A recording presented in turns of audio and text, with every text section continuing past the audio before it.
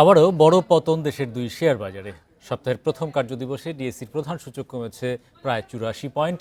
লেনদেন হয় ৩৬৮ কোটি ১৮ লাখ টাকার শেয়ার। অন্যদিকে চট্টগ্রাম স্টক এক্সচেঞ্জের সার্বিক সূচক কমেছে ১০৪.৫২ পয়েন্ট।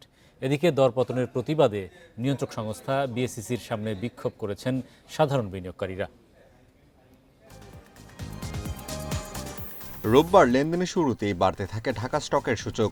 প্রথম ১০ মিনিটে প্রধান সূচক বাড়ে ৩৩ পয়েন্ট। তবে দিন শেষে ডিএসইএক্স সূচক ৮৩.৮০ পয়েন্ট কমে অবস্থান করছে ৫,৩৭৮ পয়েন্টে।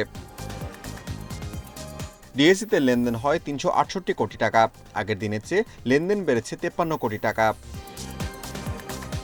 ডিএসইতে হাত বদলে অংশ নেওয়া ৩৯২টি কোম্পানি ও মিউচুয়াল ফান্ডের মধ্যে দর বেড়েছে ১৮০টির, কমেছে ১৫৬টির এবং অপরিবর্তিত রয়েছে ৫৬টির প্রতিষ্ঠানের শেয়ার দর।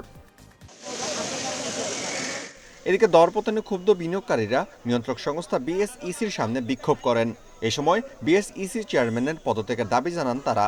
বাইব্যাক আইন প্রণয়ন করা, সেই সিস্টেমটা হলেও ইস্যু মূল্যের নিচে যে সমস্ত কোম্পানি শেয়ার অবস্থান করতেছে ওই রেটে তাদেরকে বাইব্যাক করতে হবে, এর কোনো বিকল্প নেই।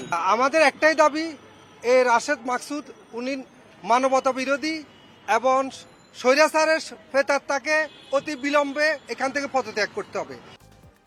রোববার সবচেয়ে বেশি লেনদেন হওয়া প্রতিষ্ঠানের তালিকায় প্রথম অবস্থানে ছিল ইসলামী ব্যাংক, দ্বিতীয় মিডল্যান্ড ব্যাংক এবং তৃতীয় অবস্থানে ব্র্যাক ব্যাংক।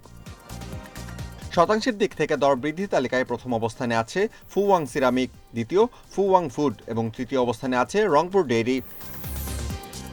অন্যদিকে চট্টগ্রাম স্টক এক্সচেঞ্জের সার্বিক সূচক কমেছে ১০৪.৫২ পয়েন্ট। লেনদেন হয় ৯,৬৪,০০,০০০ টাকার share. Amirul Islam, independent news.